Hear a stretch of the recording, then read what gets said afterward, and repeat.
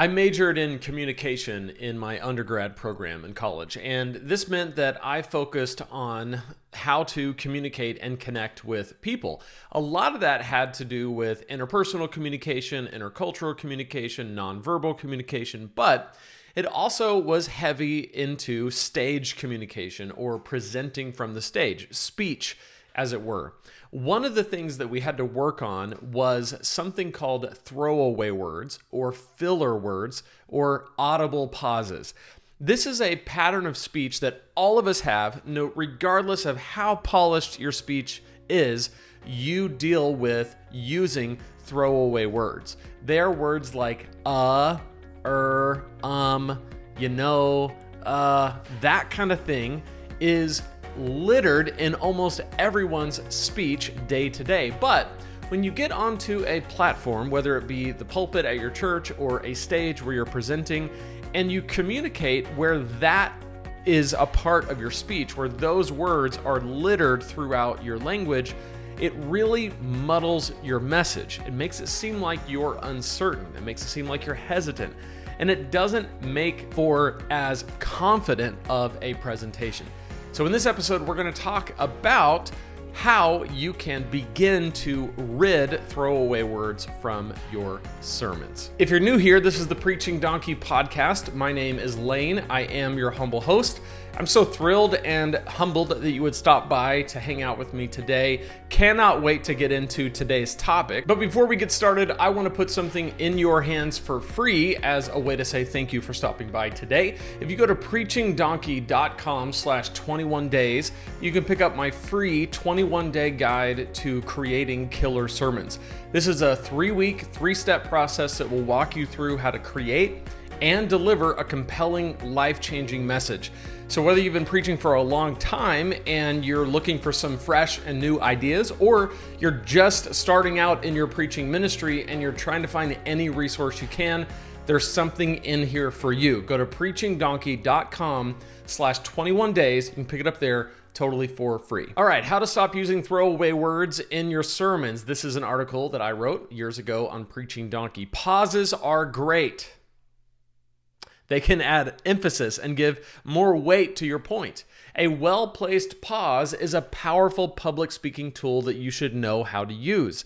But the wonderful effect of a pause is destroyed by a terrible public speaking mistake preachers make, the audible pause. What is an audible pause? Well, I think it's, sorry, I'm sorry, I just had to do that. I wrote that and I'm doing it right now. An audible pause is when you fill the gaps of your speech with throwaway words like like, and others. These throwaway words are a huge distraction, and every public speaker must deal with them if they are going to stand out.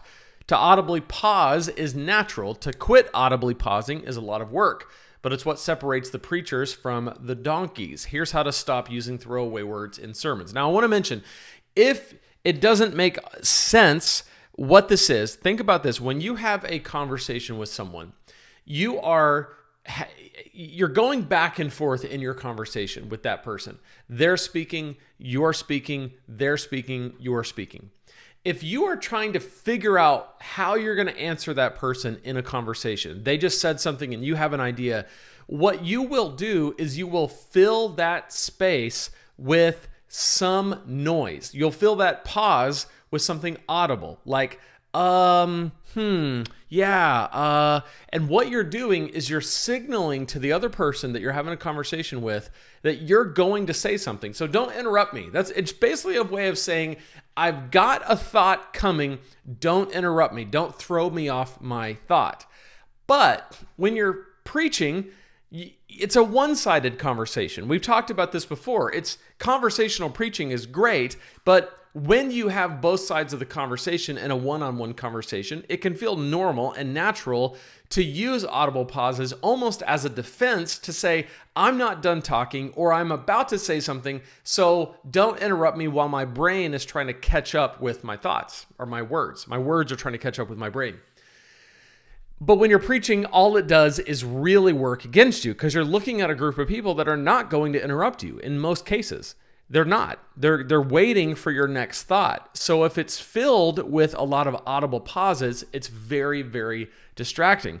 So you want to do your best to rid these. And honestly, I have done my best, not 100%. It's very hard to get rid of audible pauses, but I have done my best to try to rid these out of my speech entirely, whether it's one-on-one conversations, when I do a podcast, when I do a YouTube video, when I'm preaching, because when I listen to someone, politicians are the worst.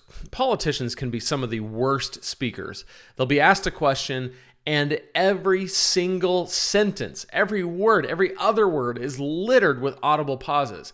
And what it does is it just makes them seem uncertain or tentative about what they're saying. And I don't ever want to come across that way. So I've really worked on trying to get rid of audible pauses. So I'm going to give you some practical ways to get rid of throwaway words and audible pauses, which I'm using interchangeably. Okay, throwaway words meaning that they're unnecessary. You can throw them away. You can get them out of your speech. They're not going to make any difference.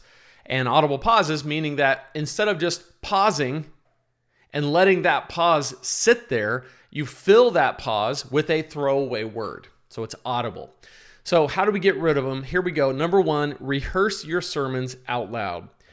This is a vital step to successful sermon delivery. It amazes me how many preachers don't rehearse their sermons out loud before they deliver. Rehearsing allows you to know exactly what to expect when you get up to preach.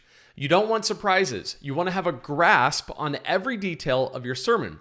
Rehearsing enables this and keeps you from guessing in the moment and filling in the gaps with audible pauses. The fewer surprises, the less chance you'll nervously, audibly pause.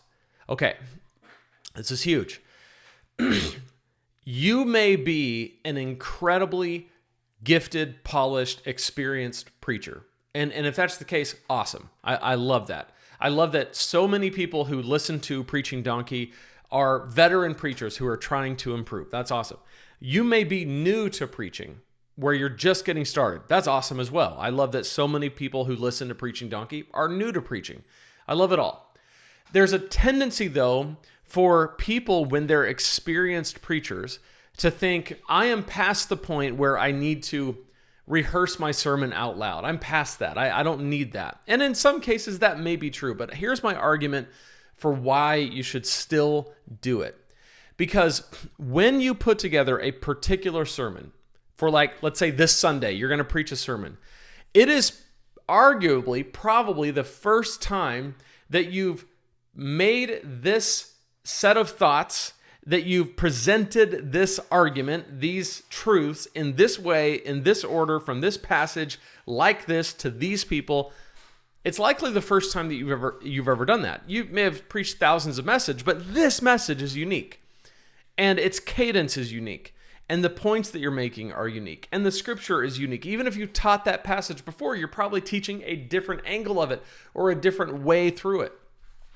So if it's the first time that you're going to say these words in this way for this sermon, all my argument has ever been is just don't let that first time you say those words for this sermon be in front of the church, during the service, prime time, live. Do it before. Take 30 minutes out of your preparation and run through it. And what you're going to do is you're going to find that it's going to reduce the amount of surprises for you. You're not going to have this sense of where is this going? What did I plan on saying? Because when you have those questions in your mind, you're going to fill those moments with audible pauses. You're going to be up there doing a lot more, let's see, in 1 Kings. You don't do that if you've rehearsed it well. Number 2 is related. Prepare well. This is related to number 1, but in addition to rehearsing, you need to be completely prepared for your sermon. This includes adequate study and preparation, a clear state of mind, and enough intellectual and emotional energy to push through. So this is not just preparing the sermon, it's preparing you. Because you can prepare a message and study and prepare for it, but then not protect your Saturday, not protect your Saturday night, not protect your sleep, and be in a place where you are intellectually and emotionally unenergetic and not completely present. When that happens, you tend to fill the gaps with audible pauses. Number 3, slow down. If you're in a hurry, you probably have too much content. So if you've prepared more content, more material than you actually have time to deliver, you're going to feel a sense of, I can't get it all in. I can't fit this all in. It's going to cause you to be rushed, and you're going to rush, and you're going to end up audibly pausing because you're going to try to rush through everything. And to do that, your mind is going to be working too fast, and you're going to have lots of filler words trying to put these things together. You should be able to articulate your points without rushing through and audibly pausing all over everyone. Okay, no one likes that. Number 4, consider using a manuscript for a time. So I don't use a manuscript, but one benefit of them is that you have a precise and thorough guide for your sermon. If you have a hard time shaking the habit of audibly pausing, then consider giving manuscripts a try. If you do use one, make sure you look up. As much as you want to avoid throwaway words, you certainly don't want your listeners to watch you read a script. So there's different examples of people, like Sam Storms is a pastor who uses a manuscript, and he's very gifted at it. It doesn't seem like he's reading as he's doing it. But just make sure that you are looking up a lot. If you're reading from your manuscript, you're moving away from it and moving back to it. I don't love a manuscript style presentation. I think it's way better to reduce your dependency on notes and to avoid being tied to them. But for a time, if it will give you a break from audible pauses, it might be worth doing for a season because, again, it gives you a precise and thorough guide for your sermon.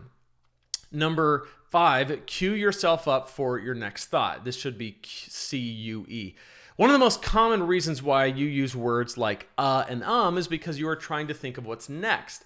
Your next story, your next thought, your next word. Prepare your sermon in such a way that you have built in transitions that cue your mind for what's next. When I preach, my transitional cues are internalized, so I know exactly where I'm headed with the sermon at any given time.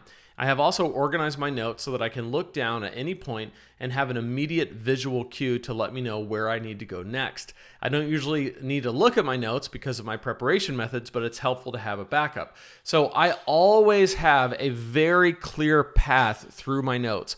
First this, then this, then this, then that. And I can easily look down. Part of it is because it's color-coded, but I can know if I'm working through a text, the next thing is going to be the point that backs that text up. The next thing is going to be some kind of illustration or application, and then I'm going to move on to the next bit of scripture. So I always know what's coming, so I never have to guess. That's really the point of this, is that the more you can prepare and the less is left up to you trying to figure it out in the moment, right in front of everyone, it's going to help you avoid throwaway words like I just did, because again, I was trying to think of the next word that I was going to say.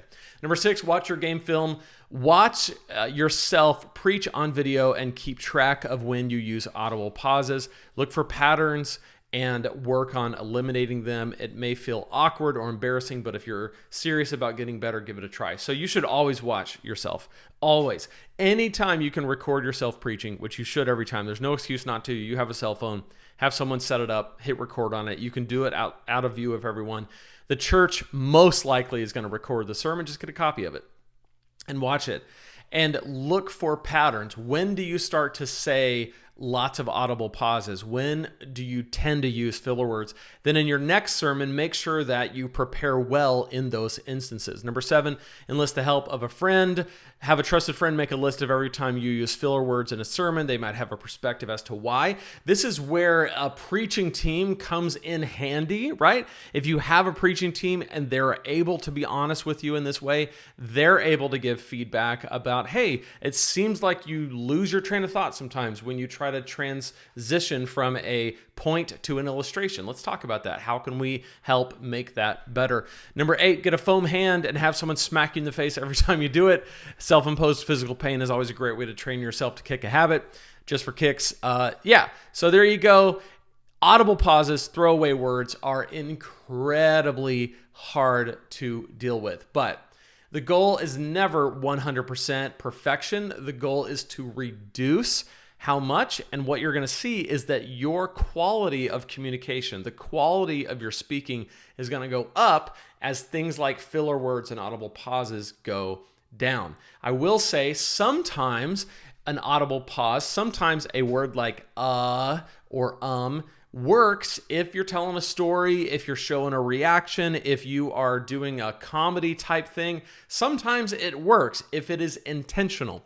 What I'm talking about is when it is unintentional, filler, throwaway words. That's what we want to avoid.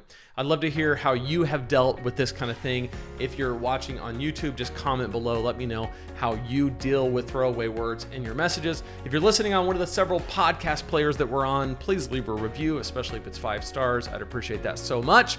Can't wait to see you in the next episode real soon. Until then, remember, if God can speak through a donkey, he can speak through you, and he can speak through me.